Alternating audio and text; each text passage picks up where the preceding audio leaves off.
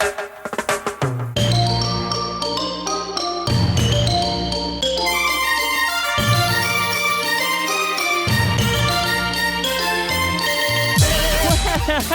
back, you scallywags, to another episode of the Between Holes podcast. My name is Robby, and I am in the master cabin because I'm just a filthy, dirty little cabin boy who needs to get on his knees and scrub the floors and make the beds. No. This isn't my bedroom. I really wish it was, but no, I sleep actually on the kitchen table.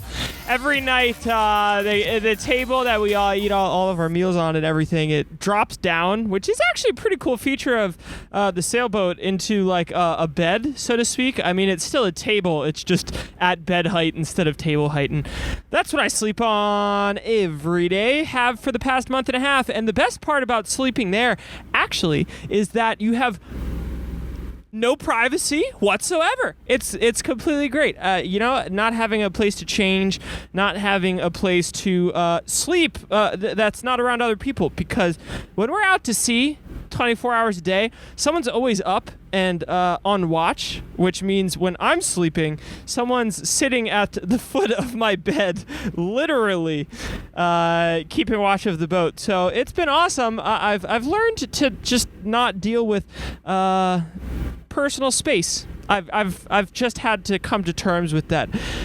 And, some days it means sneaking off into the master cabin when the captain's on watch to do the podcast, because you don't want to be around anybody else. And that's okay, too. The real reason why I'm inside today is because it's raining outside. I was going to do it from the bow, but we are approaching Grand Cayman. I take you from a church in Panama to the Caribbean Sea. Now, Grand Cayman, or the island nation called the Cayman Islands, consists of two islands, Grand Cayman and Little Cayman. Back in the day when Christopher Columbus showed up here, he called it Las Tortugas because of all the sea turtles that were swimming around when he visited back in 1492 or something. I have not personally seen any sea turtles, but we have seen a lot of people fishing, and this is supposed to be one of the best scuba spots in the world, and hopefully I'll get to go scuba diving tomorrow. We are running very, very tight schedule here on the boat. We need to make it back to the United States by June 5th, because that is when Alan needs to depart the boat to go back to France. We're hoping we can get at least to Miami. Jacksonville is our gold standard target. Due to insurance purposes, we need to get the boat north of 30 degrees latitude before June 6th, which actually works out great for when Alan needs to leave. And Jacksonville sits at 31 degrees latitude. So if we can make it there, that's what we're up against. So we're pulling into Grand Cayman now. We're going to try and check in and check out as fast as possible. And that might mean no scuba diving for old Robby. Well, it's okay. I'm sure I'll be back to this island in the middle of nowhere very soon. I've actually never heard of Grand Cayman before in my life, and if you're like me, I actually wrote down some notes to tell you a little bit about it. First off, Grand Cayman, I want to give a shout out to some of the other islands in my life. Shout out the Island Boys. Don't really get their whole shtick, but it seems to be very popular, and their tattoos and the way that they speak amuses me. Shout out Island Boys. Shout out Lonely Island while we're on the island singer-songwriter trend. They make me laugh, and Andy Juberg, I forget what his last name is. I like him too. Shout out Lonely Island. Shout out Iceland. Island nation of the north. Shout out Greenland while we're on it. I mean, shout out Bermuda. Shout out Southeast Asian islands. Shout out Indonesia, the biggest freaking archipelago in the world. Shout out the land of the rising sun, Japan, which is an island. Shout out Long Island, which is it an island? Is Long Island a Long Island? I don't know. If anybody is Long Island an island? I ask you today. So it is British territory, the Cayman Islands, shout out, what did I have down written here? Shout out Eagle Island. Oh my God, that's the island in Minnesota that I almost drowned at trying to swim to. It's in the middle of Pelican Lake, and I caught hypothermia. Thank God my friend Nolan was there. Shout out Nolan while we're at it. The Cayman Islands is a former British territory, and it is actually a very, very wealthy place, which I was shocked to learn out. Only 16% of their economy comes from tourism, which I guess would be what we're here for.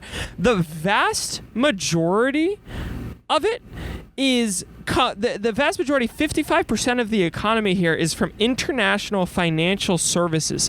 And that's due to very little regulating oversight in the financial sector here, which makes it a safe haven for registering and renewing offshore companies and hedge funds. So if you have heard of Grand Cayman, you're probably a Wall Street bro, and that's why you've heard of it. $1 is only equivalent to 83 Cayman Island cents. In other words, 100 United States, if you had 100 Cayman Island dollars, you could trade that for 120 US dollars. It is a stronger currency than the United States dollar. If we're talking euros, €1 is worth 89 Cayman Island cents. So it's just a little bit better than the dollar. However, what is interesting about the Cayman Island dollar is that it is actually a tied currency to the United States dollar, meaning that whatever the dollar does, the Cayman Island dollar follows. With that being said, the Cayman Island dollar is a little bit more valuable, but it is always the same amount more valuable than the United States dollar, if that makes sense. I actually spent more time than I'd like to admit on Google looking all that stuff up yesterday. Why did I look all that up? I don't really know. I thought it would have been pertinent and interesting information. Now that I've went on the whole backstory of it, I'm not sure that it is, but how about this? Let me go one step further. The Cayman Island dollar actually stems from the Jamaican dollar, which was in circulation in Grand Cayman until 1973 when they established the Cayman Island dollar, and the Jamaican dollar and the Cayman Island dollar were actually minted concurrently from 1973 until 1976 when the island switched fully over to the Cayman Island dollar. Did you know that? I bet you didn't. Why would you care? Cayman Island in the news. You might have heard of Hurricane Ivan in 2004. That hit Cayman Island pretty hard, actually. Other things about Cayman Island that I came up when I was doing research, I'm calling all geologists and marine biologists out there. I don't know what the proper word is. Here's the question. What's the difference between an atoll and an archipelago? Because I have heard both to describe islands, and I think the Cayman Islands are atolls, but I'm also not really sure. If anybody could get back to me on that, at Between Holes on Instagram, YouTube, or you can email me, betweenholes@gmail.com. That would work too. Really, I'm just interested in finding answers. What's the difference between an atoll and an archipelago? Call me Curious George, because we are 7 miles away from Georgetown, which is the capital of the Cayman Islands. Okay, one more. Do you know who the preferred late night host of the Cayman Islands is? Conan O'Brien. Okay, that's it. I'm done. That's all I got on the Cayman Islands. Conan O'Brien. Are you kidding me? He did not just say that. Anyways, we got our engines fixed. It turns out it was a loose shifter cable. Once we were able to repair that, we haven't had the problem happen again since. So we left Panama around 4 days ago. And here we are. To be fair, we haven't been in a replicating situation to when the problem presented itself. But I guess we're going to find out shortly, as we're expected to dock in the Caymans in about 2 hours. My last day in Panama was one I'm not going to forget for a while. I had the privilege of doing day work on board a mega yacht called the Sky, which is about a 50-meter mega yacht, if I do recall.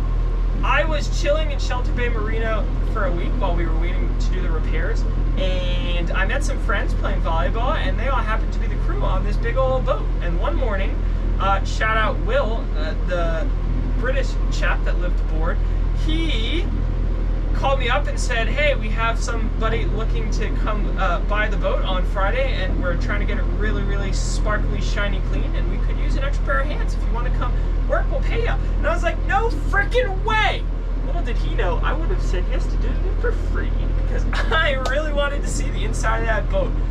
I spent the entire day just scrubbing the baseboards of that boat, which is a feature I don't even think our boat has. I'm looking, we do have baseboards, but they're not shiny, beautiful, silver polished metal like they had on that boat. Long story short, it took me all of an 8-hour day just to clean the baseboards, so I can understand why they needed extra help. Not to say that the boat was dirty. It was the cleanest boat by far that I've ever been on. They do an incredible job on that thing. I could never imagine in a million years keeping anything that I live on that clean, let alone, I mean, there's white glove clean, and then there's, I was walking around with the head of the interior department, Laria, and she was walking around saying, oh, you have to clean this, you have to clean it. Look here, see, this is an example of where it's dirty, and I'm just looking at these silver baseboards that are, literally, I can see my reflection in there. I'm thinking, what is going on? But they have an incredibly high standard, and hey, I guess you need to when you're selling a $50 million boat. People really want it to be sparkling clean, but again, kudos to the crew of Sky.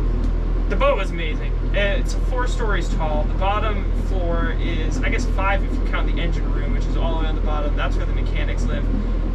Then the first level is like the crew mess in the back, and then up front there is all the guest bedrooms. They're of course separated. You can't have the crew and the guests mixing. No, not the dirty crew. It was funny. They were actually telling me, this is going to be the raunchiest thing I say on this subject, that in the world of yachts, every yacht, of course, has an owner, and then there's the captain, and then there's the crew. And a lot of the times when you travel around with these big yachts to these very exclusive, very fancy yacht clubs, it's easy to tell the crew from the owner. And God forbid the crew ever gets separated from the owner. I was told it's a question that is asked sometimes of crew when they're in these fancy yacht clubs. And who is your owner? Which, I don't know. I was the only American on the boat, so I don't know if they had the same background and subcontext of slavery that I did, but definitely caught me off guard when they said they were asked who their owner is.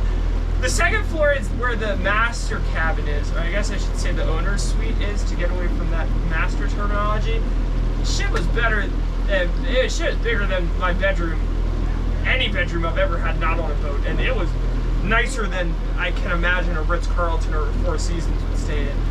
Adjacent to that was an awesome, beautiful dining room and the bar, and then you had the third floor, which was another lounge, more lounges. You had the bridge was up there, and the fourth story, the top story, was a 360-degree open view gym, accompanied by a sauna and a jacuzzi for afterwards. Just when you wanted to, you know, take a little dip on your big old motor yacht after you work out, just sit in your jacuzzi. You get transported all over the world. They didn't tell me, but I am going to be a little bit nosy here in a bit, that I did look it up. To charter that boat, it's really not bad. It's only $250,000 a week plus expenses. And I know I did say that wasn't that bad. Just to think, I mean, some people...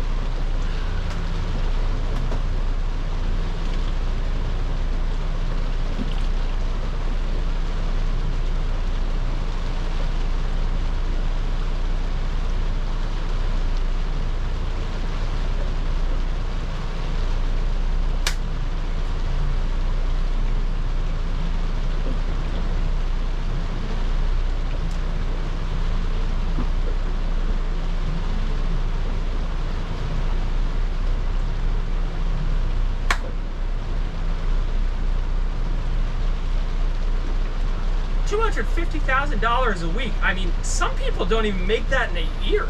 Could you imagine? I'm being very clearly facetious. I don't make that much money. Plus expenses, and this is the wild part. So the boat, according to some calculations and maybe some insider knowledge, burns about plus or minus 90 gallons of gas an hour, and if you're looking at $5 a gas, which is pretty reasonable for maritime diesel, you're looking at an operating cost of about $100,000 a week just in gas.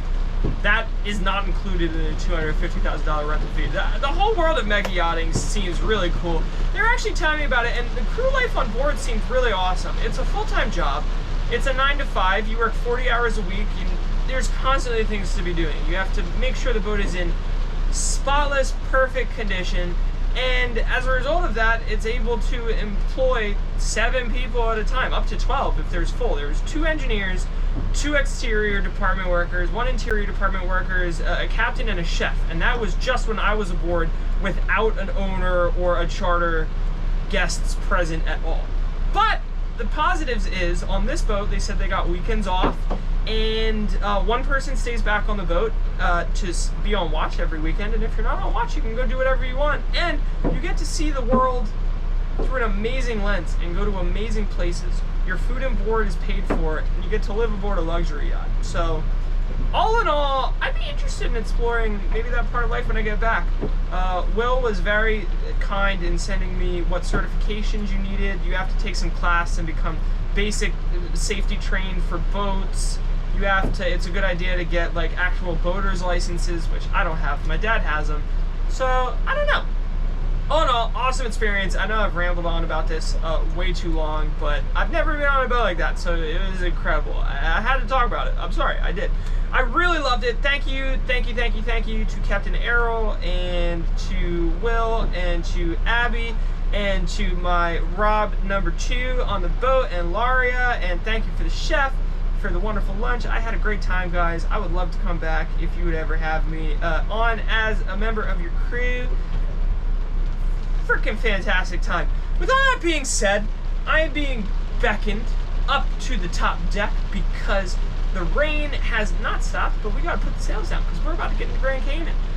So until next time, I guess that's it for me, y'all. I'll hit you up when we depart the island, or maybe sooner. I don't know. It's kind of what happens when you're on a sailboat, baby. Just gotta kill the motor anyway. Like I said, peace!